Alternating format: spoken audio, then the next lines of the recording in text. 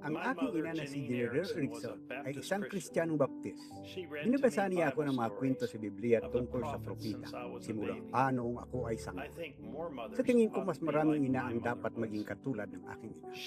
Binabasa niya ang mga kwento sa Biblia hanggang sa nararamdaman kong makatulog ako sa tabi niya, gaya ng nakikita mo sa larawan dito. Sa kasalukuyan, mas malaki ang responsibilidad ng mga ina kaysa dati na panatilihing malapit ang kanilang mga anak sa tinig ng Diyos para sa ating mga huling araw.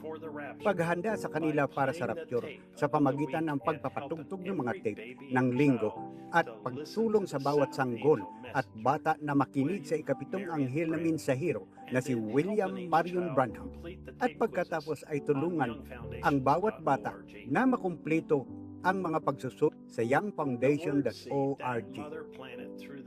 Sinasabi ng salita na ang plano ng mga ina sa pamagitan ng pagdinig sa mga tape ay tutubo sa puso ng mga batang iyon at sasaluin ang bawat makamundo at eklesiastik mga buto ng damo na nagtatangkang kunin ang ating mga anak mula sa tanging minsay na ganito ang sabi ng Panginoon sa panahon ito.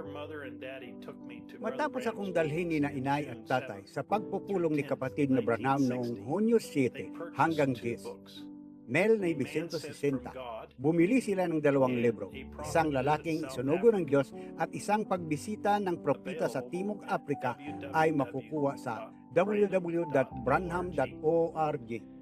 Mula sa 2 aklat na ito, marami pang mga kwento sa Biblia para sa mga bata ang binabasa sa atin at sa aking mga kapatid sa paglipas ng mga tao.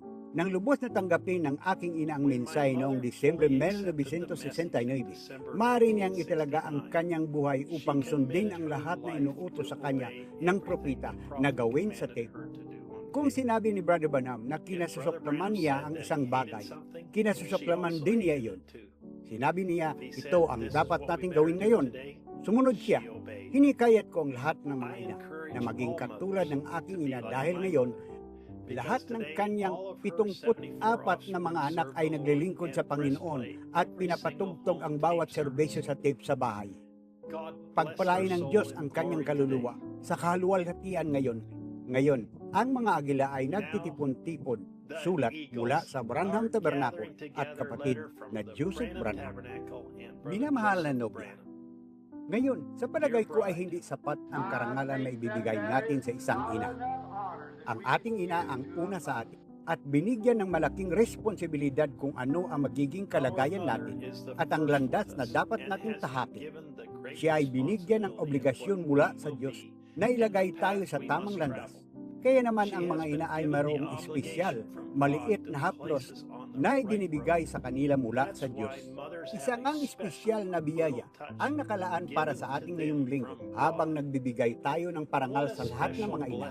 Kapag narinig natin ang ikapitong anghel ng Diyos na nagpapahayag ng pagmamahal at paggalan sa taglay ng ating mga ina sa ating mga puso.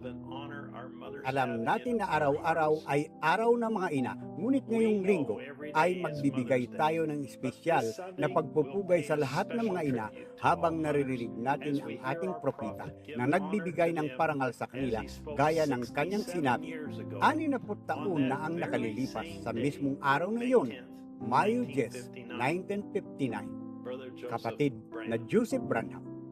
Minsay, araw ng mga ina, 59-0510 AM. Oras, alas 12 ng tanghali, oras sa Jeffersonville. Mga kasulatan, Unang Korinto, Kapitulo 15, versikulo 1 hanggang 4. Hanggang sa muli, pagpalain kayo ng Diyos at Shalom.